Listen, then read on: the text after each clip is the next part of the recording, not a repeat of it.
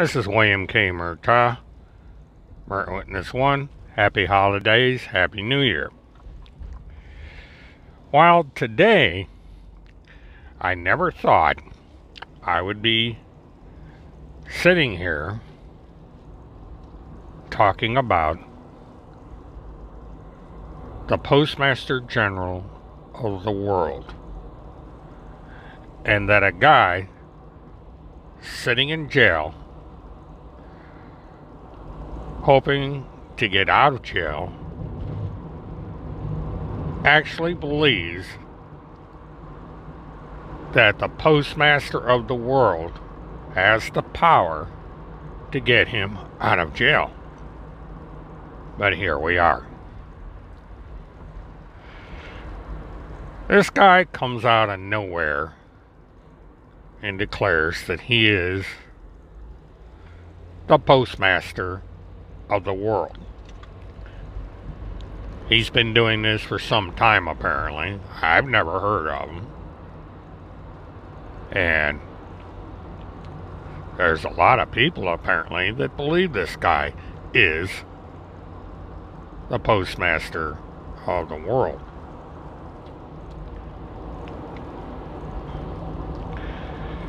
Now, the only thing you see is a couple videos. The guy's sitting in a nice big stuffed chair, probably a recliner.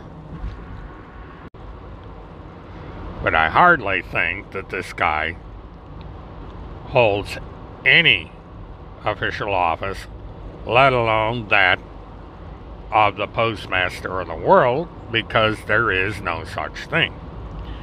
Every country in the world that has a postal system run it on their own. Now, there are international agreements when it comes to delivery of mail, but there is no world Postmaster General. So, what do we have here? We have another idiot that goes out, declares him to be something he's not, and he manages to find people that believe him. Timothy Holmseth believes him because Timothy Holmseth is an idiot that declares himself to be something that he's not. Timothy Holmseth is connected to the Pentagon Pedophile Task Force as the official reporter, spokesman, whatever you want to call him. But the only problem is this task force, as it's called, does not exist. It's a fantasy. It's something made up in the mushy minds of Timothy Charles Holmseth, Field McConnell, and whoever else dreamed up this nonsense. But people soak it up like a sponge. They open their wallets and pocketbooks and send their money to these morons. They break the law for these morons. They give cars to these morons and food and whatever else support they need. They give it to them. And for what? Nothing. Nothing. You know, these people do absolutely nothing. They write blogs. They do videos. They don't do anything except smoke, soak in money like a sponge. Now, as of this recording at 1 o'clock in the afternoon Eastern Time, nothing has been heard from Field McConnell, and nothing has been heard from Timothy Charles Holmseth. The last entry in Tim's blog is that he was hacked on Christmas Day. There hasn't been anything since. Field McConnell has yet to make one of his daily phone calls. From what I've been reading on Twitter and elsewhere, we may have seen the end of the field report. Kirk Pendergrass is supposedly traveling. I haven't seen any mention of him anywhere. Maybe by the time this recording is processed this evening, I will have heard something and will be tweeting about it. And maybe it's something we'll discuss on our Saturday webcast, which will probably be around between 9 and 10 p.m. this coming Saturday.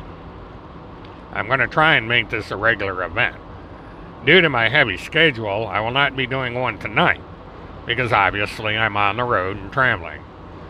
I have a new schedule. It's 6 days a week. It's going to be indefinitely. I don't know how long this is going to last, but I would suspect at a minimum 2 months. It may not last that long. It just depends on how things turn out. So I'll be doing these mobile casts for the next few months, and I will do my Saturday live stream as much as possible. Now, there have been some other developments. Leanne Kruger has come out with a video, and she's pretty well putting to bed this lie that Tim Homseth has been perpetrating on the internet, and she's also declared that Timothy Homseth tampered with a recording that was made of a phone call between her and Tim back during the intense scrutiny over the disappearance of Hallie Cummings. And I believe she's going to write a book, and she is suing Timothy Charles Homseth for $5 million. The only problem, of course, is Tim Homseth doesn't even have $5. Timothy Homseth does not have a job. Timothy Homseth doesn't have much in the way of property, so there's nothing of value there. But what is usually done in a case like this where these lawsuits take place is that she is going to try and get injunctive relief. Sorry, that's a hard word to pronounce. And so the likelihood of anything coming out of this lawsuit is next to nothing. We may learn stuff in discovery that would be of concern to Tim Homseth, but it's hard to tell. But the simple fact of the matter is this is yet another one of these lawsuits that may not go anywhere. But on the other side of the coin, the criminal investigations are likely to go somewhere, because the United States is not out for injunctive relief. They're out to put somebody's ass in jail. And that is likely going to happen. It's just a matter of how long these investigations take and how long it takes for the resulting results of these investigations to work their way through the court system. But in the end, somebody is going to go to jail. 2020 is going to be a year when a lot of stuff comes out. And we may finally see the truth come out. People are going to be exposed for being frauds.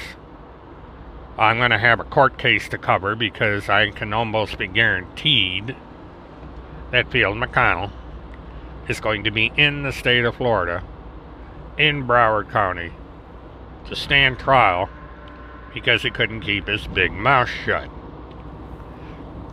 It's likely that Mr. Hallett from Ocala, Florida, will be standing trial for practicing law without a license and wire fraud. And Kirk Pendergrass may wind up in Florida in time to join him. So we'll see how that goes. Going to be an interesting year. Now, I'm going to be making some announcements regarding 2020 on the 31st of December. Not quite sure how I'm going to do this. I will not be doing it live, because if I do it live, it would be on Periscope and it would limit my reach, because I have yet to figure out how to download off of Periscope and re-upload to YouTube. One of these days I'll figure it out. And I've also found that the way I'm going back and forth to the airport doing the Periscope, which allows me to stream live, the signal cuts out from time to time, and I wind up talking to nobody. And also, the only thing I can do when on Periscope is I'll put the camera up in the windshield of the car so everybody can watch me going up and down the South Orange Blossom Trail on my way to the airport. You know, real exciting pictures to be seen there. You get a couple accidents every once in a while. A cop car was zipping up and down the road. But other than that, it's just running back and forth on 441. Goes back to the Roof Rider days when I drove around in my live truck, and people used to watch me driving around in the live truck. It was a novelty back then. Now it's kind of ho-hum. But I'll be doing stuff like that. I'll live stream from my motorcycle. I'll live stream from my bicycle. I may live stream from my gas-powered bicycle. I got one of these bicycles that's got a motor built on it. You put the thing around like a scooter. And it's actually, what's funny about that, is that's what motorcycles originally were. Somebody took a bicycle, put a motor on it, and you had a motorcycle. Motorcycle. That's where the term comes from. Basically converted bicycles. So there's that. And we'll be keeping an eye on Tim Homestead, see what he's up to. Phil McConnell, of course, like I said earlier, we'll be watching him. And we'll be watching the rest of this bunch as we go on day in and day out. So every day's not going to be like this where all I discuss is Phil McConnell, Tim Homestead, maybe get a mention or two about Preacher Dan and whoever else might come into the sphere of the wacky world of Timothy Charles Homestead. But every day's a new day, and there's always going to be something come up to discuss. That seems to be what has happened, because I kept thinking I'm going to run out of stuff to talk about. And just as I think that, along comes something else popping up to talk about. And thus it was when I started talking about the Postmaster of the World. Now, Mr. Gould has probably gotten away with this because the government usually doesn't pay much attention to these yo-yos. And they go on and they make their proclamation, and they may have 200, 300, 400 people and their little cults that follow them around. But then they cross a line. And it's the same line everybody else has crossed. Phil McConnell has crossed it. Timothy Homestead has crossed it. Chris Hallett and Kurt Pendergrass have crossed it. And so have a couple other people. Where they start acting in an official capacity, either in a line, either in the court system or as representatives of a government agency. And it's at that point that they become targets of law enforcement. Because once again, I have to remind people that it is against the law, number one, to practice law without a license, and it is against the law to represent yourself as an associate of any government at any level when you're not. And so whoever is out there running the Pentagon Pedophile Task Force is breaking the law. They're committing multiple felonies. And it's almost a certainty that they're going to be prosecuted for it. Because people are making money off these absurd claims. And it's the same with Mr. Gould and his postmaster of the world. He's going to go to jail. He's going to be exposed as a fraud. And if it's found that he's making money off of this, he will be prosecuted for wire fraud, as will all his friends. Maybe they can make a wing off a federal prison and they can put all these whack jobs in one place and they could all sit there and debate their various legal positions behind bars and help pass the time away. Because that's where they're going to wind up. Sooner or later. Because their sphere of influence is getting bigger, and it gets to a point where law enforcement is going to say, "Hey, it's time to break out the bracelets. Tell the cafeteria they're going to have a few guests for 5 to 20 years, and go to town."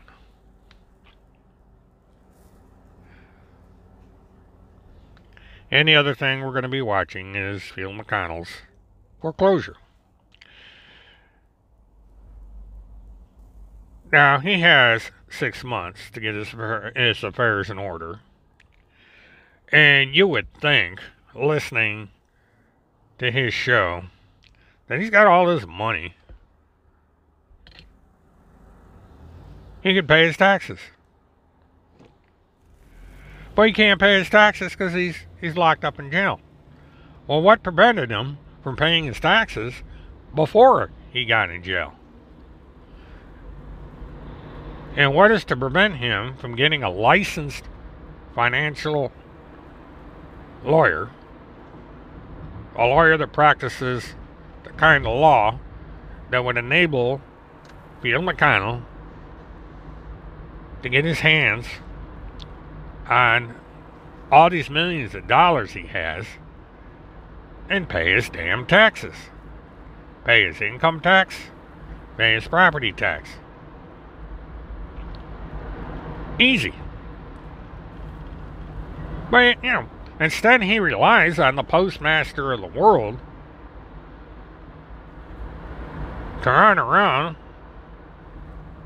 wasting taxpayers' money by having the sheriff and members of her staff listen to this moron. And perhaps he's going to go to the county council and try and get someone to do something about it. When Phil McConnell is there under state law, not county law.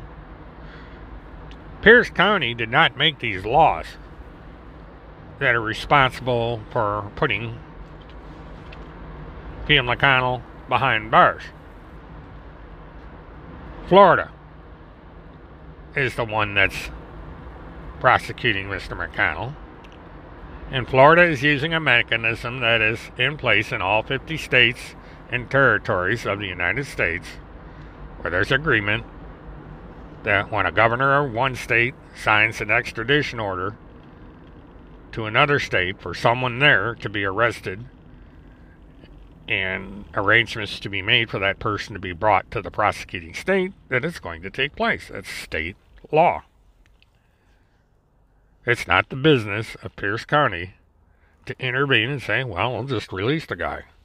This guy showed up declaring he's the Postmaster General of the world. He's got this piece of paper that says free Phil McConnell or else.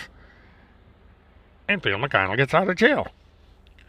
Ain't happening. That dog don't hunt. Phil McConnell is almost certain to lose his fight and will be extradited to the state of Florida sometime after January or February 31st, 2020. And it is at that time that he will be brought to to Fort Lauderdale, Florida, and he will be remanded to the Broward County Jail pending trial, and the process begins all over again. There more than likely will be an arraignment. Mr. McConnell will plead guilty, not guilty, nolo contendere, and we'll go from there. If McConnell pleads guilty, it'll be a fairly short process. There'll be a hearing. The prosecution and the public defender will argue over how long the sentencing should be, if there should be any probation or parole, any extra conditions set, like you're no longer able to be on the internet, or you're going to wind up in a loony bin and find out what's wrong with that head of yours, because we have Baker Act in Florida. So Phil McConnell may wind up being Baker Acted, and maybe then they can find out why his screws are loose. But he's going to be a resident of the state of Florida for quite a while, regardless. I guess no matter what, Mr. McConnell is stuck in Florida. And I'm sure because he had 44,000 fans that someone is able to keep up the attention. And Phil McConnell may have a couple people show up. Maybe they'll yell and stuff like that. But they are going to find something out real quick. Broward County Sheriff's Department is not as patient as the people were up in Pierce County. Or up in Polk County, Minnesota. They don't put up with a lot of crap. And so the people who show up at that court, if any do show up, they better mind their P's and Q's. Better not get into shouting matches or any of that stuff, or they're going to find themselves roommates with Phil McConnell. Disturbing the peace. You know, there's all kinds of little things that local departments can do. They can get you for disorderly conduct.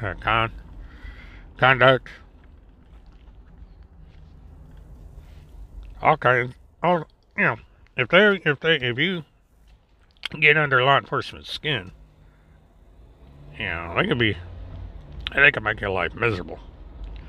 So, you know, these people have a right to be present.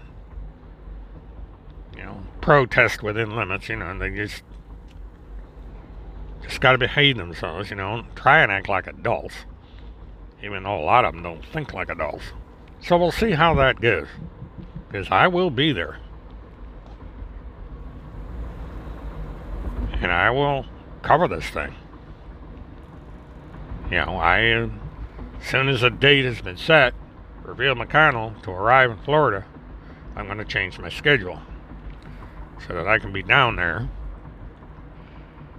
to cover all this. And I will be getting into a number of announcements as to how this is going to be done and what's going to be needed in order for me to do this.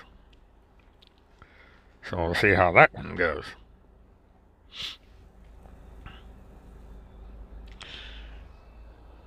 And getting back to the foreclosure, there are plans in place if that foreclosure does take place. And also there's going to be a timetable to be had when that takes place. As far as being in Plum City, Wisconsin, when the final day of the foreclosure comes about, that's up in the air. And I will be getting more into that as we get closer. Because as circumstances allow it, I do plan on being in Plum City, Wisconsin, sometime this year. Don't know when, don't know under what circumstances. I've come really close a couple times, but my schedule didn't permit me the extra time necessary. But I do plan that sometime in 2020, I will be making a trip to Plum City. And I will get into how that is going to work in 2020. Another thing that might be in the cards is that I may make a trip to East Grand Forks, Minnesota, and do a segment from up there. I may do it live. Because see, this is what I do. I go to places and I stream live. And I do it on location, whether it be in Orlando, Fort Lauderdale, or Plum City, or East Grand Forks. And for this, I would like some feedback from you folks. I would like to know if you folks would like to see me go to these various locations and do segments from up there. Now, I won't know until it's possible to do these things exactly what I'll be doing in these towns. It's all going to be dependent on circumstances that take place. For instance, if the day ever comes that Timothy Charles Holmseth is apprehended and delivered to East Grand Forks in Polk County, Minnesota, I'm going to do everything I can to be up there to cover the trial. And it's the same thing that I intend to do in Plum City. If there's any event worth going to in Plum City, Wisconsin, I will be there. It's a nice thing about being retired, you can travel. Which is what I'm doing now. So if I am able to, and things work out the way I hope they will, you'll be seeing a lot of on-location live streaming. And there may be other places I go to, a certain legal office out west that I may visit. A lot of on-location plans that I have for 2020 if things go the way I hope they do. And we'll get into that starting December 31st. And I will make periodic announcements on my future shows regarding how we are going to accomplish this. But for right now, we're going to finish out the year. And tomorrow night, 9 o'clock, approximately, we'll go live. And it will be just a free-for-all. There's not going to be any set format. We'll discuss whatever's on the table. We'll probably discuss Field and Timothy and Kirk and Mr. Gould and anyone else that's worthy of our attention as we chat our way through a couple 3 hours on the Murdathon. Now, it's certainly not going to be another 8-hour one, because I have things to do on Sunday and I can't be up until 5 o'clock in the morning. yammering away as I used to. You know, we may do some of those when I'm on location next year. Technology is an amazing thing if you use it properly. Like anything else that can be abused. We were brought together because somebody was abusing a tool, a resource. And we're trying to do something about it. And we'll continue to do things about it if someone else comes along and abuses this resources. But we can also use it for the common good. To talk about those things we want to talk about, to voice our concerns about what we're concerned about, to tell how we feel, and to share our overall experiences. This is my hope for 2020 and the years beyond if I'm around long enough. And so as I close out, I say, let's take it one day at a time. Let's see what the new day brings. And let's see if we can grow together as friends. And with that, this is William K. Murtaugh. Mert with this one. Happy New Year. And have a good one.